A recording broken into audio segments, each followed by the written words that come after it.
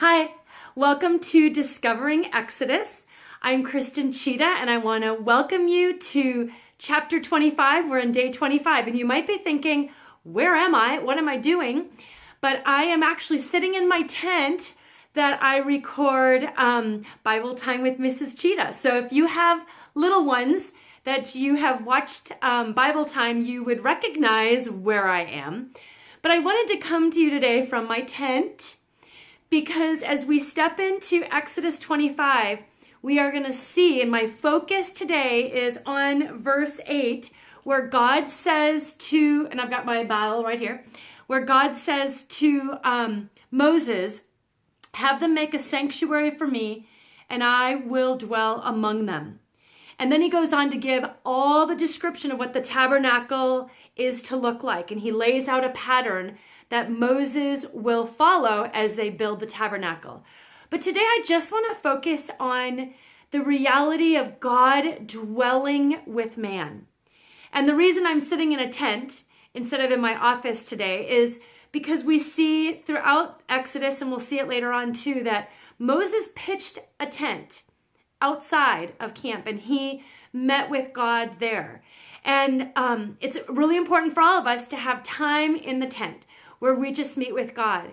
But what I want us to do today is something a little different than we've done before. I really want us to take time to imagine what it would be like to have heaven come into your space. So right now we're looking at this account. This is true, that God is going to come and he's going to literally dwell in the most holy place in the tabernacle. And we're going to study that and look at it in more detail. But we know that his Shekinah, this weight of his glory, his presence was with the people. And from the beginning, we see it in Genesis 1, God's desire is to be with mankind. And so it has been since Genesis 1 and 2 that God has created an environment where he can come and dwell with the people. And when we look at Genesis 1 and Genesis 2 and how God encountered Adam and Eve, how he walked with them, that imagine that he created them and all that they knew, all that they had experienced in the first couple chapters of Genesis is God. So everything they knew about the world came from God. They knew love. They knew total security, complete safety, complete vulnerability. They were wrapped up and enveloped in his glory, in his presence, in the light of his countenance. What would that have been like? They're the only two in all of history that experienced God on this earth in that kind of, they were completely perfect individuals, created without that sin nature. And so we see now God is going to come, he's going to dwell with mankind in the tabernacle, in the tent, and he's going to meet with them, and he wants to be near. That's the point I want you to understand, and I need my heart to even understand it more and more, that we would recognize God desires to be with us. We see in Exodus 25 here, we flip to the New Testament, and in John 1, verse 14, it says, John is talking, and he says, Jesus came and he made his dwelling here with us. He came and he dwelt just as God was coming and dwelling near to mankind with the Israelites, that Jesus came and he dwelt. It's I think it's the Message translation or maybe New Living that says he pitched his tent. So what I want us to do today is just take a few minutes, because this is God's kingdom invading earth. And when we think about his kingdom, we want to have a mindset, a prayer life, a thought life, a belief system that aligns with his perfect kingdom.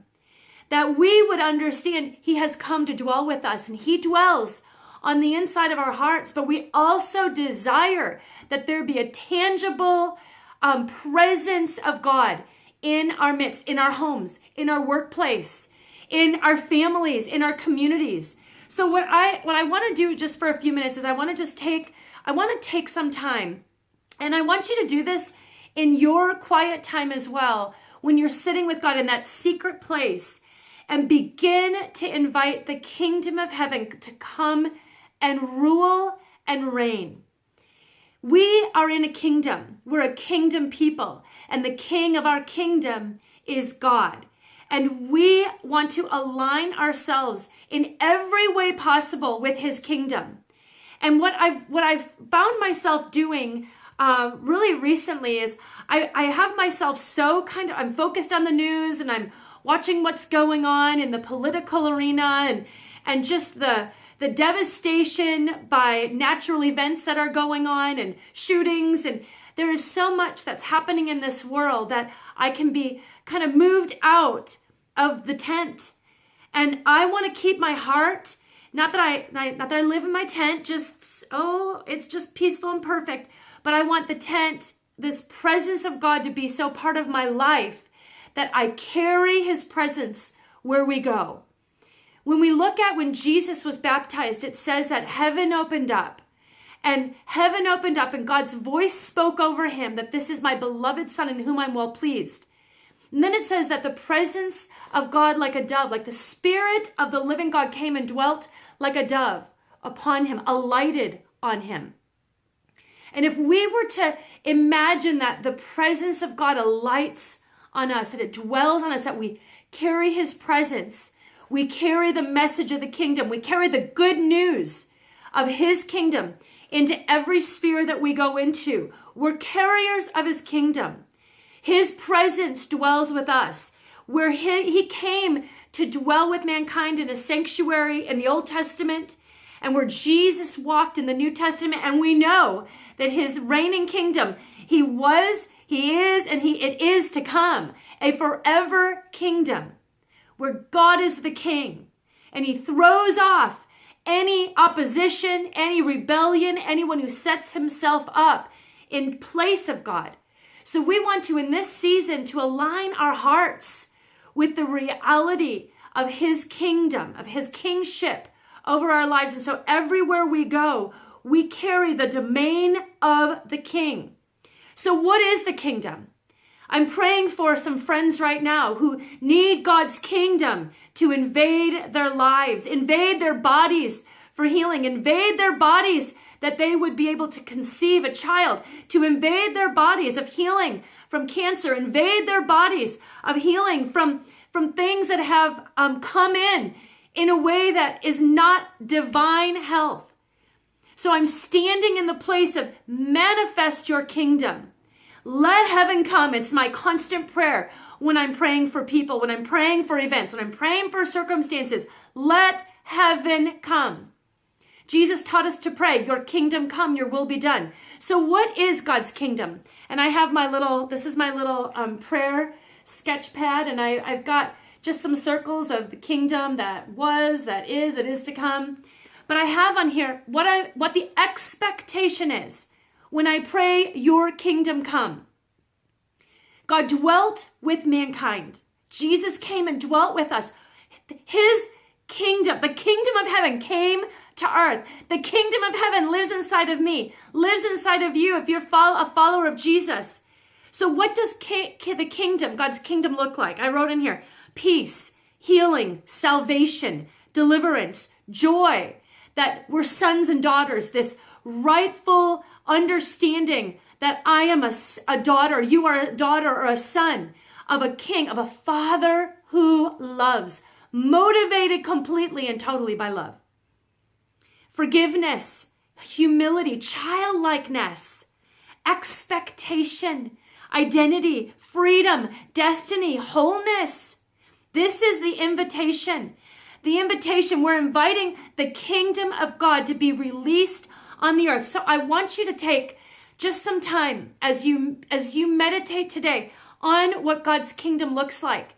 Write it out. Look through Revelation 21 and 22. What does God's kingdom look like? No more tears, no more suffering, no more sadness. What does it look like to have God's kingdom manifest in your life? If God has made a sanctuary, let them make a sanctuary for me and I will dwell among them. So take that literally. Invite God's presence to come and dwell among you. So you walk through your house. What does it look like if God's kingdom comes to your family today? If his kingdom is manifest in your home, what does that look like? If God's kingdom comes to your workplace, what does that look like? If God's kingdom comes and dwells in your life, in your heart, in your thought life, what does it look like? So I want you to just have this dreaming with God about his kingdom. And if you're not sure of what the kingdom looks like, go through Revelation 21 and 22 and begin to say, God, let heaven come, your kingdom come, your will be done on earth as it is in heaven. We're asking on earth or in my family, in my body, in my workplace, in my neighborhood, in my city, in my kids' lives. We're asking that. We're saying, let it be like heaven in those areas, in those circumstances. What does heaven look like? What does it look like for heaven to come? So I want you just to take some time. And I have a little thing I wrote down here, that the community of God on earth is to live as the community of God lives in heaven. So what do they live? What are they doing? Read Revelation 4 and 5 to see what's happening in God's living room. What is happening around the throne? He dwelt in a tabernacle made by human hands, and Jesus left heaven and he dwelt, pitched a tent like this and lived among us. But what does it look like for heaven to invade? We have got to live. We're a people that have hope. We're a people that have expectancy. We're a people that carry the kingdom. We are aliens and strangers in this land. We're those that we've come from another place and we're transplanted here to bring God's kingdom of love to those around us. So take some time, evaluate your own heart. What is God's kingdom looking like in your life as he dwells in you and among you and on you and in your midst? And begin to dream with God. What would it look like for God's kingdom to come in your life? All right, I'll see you. We're going to get started in the tabernacle, looking at the specific things tomorrow in Exodus 26. Have a blessed day. Experience the kingdom. Experience his manifest presence in your life. If you've not experienced the power and the joy and the majesty of the King in your life, get in your tent and say, I'm not leaving until I experience you fully and wholly. I want to know you. I want to know your love. I want to know your power. I want to know your majesty. I want to know what you think about me. I want your kingdom to come in my life. Be manifest here. Have your way. All right, I will see you tomorrow.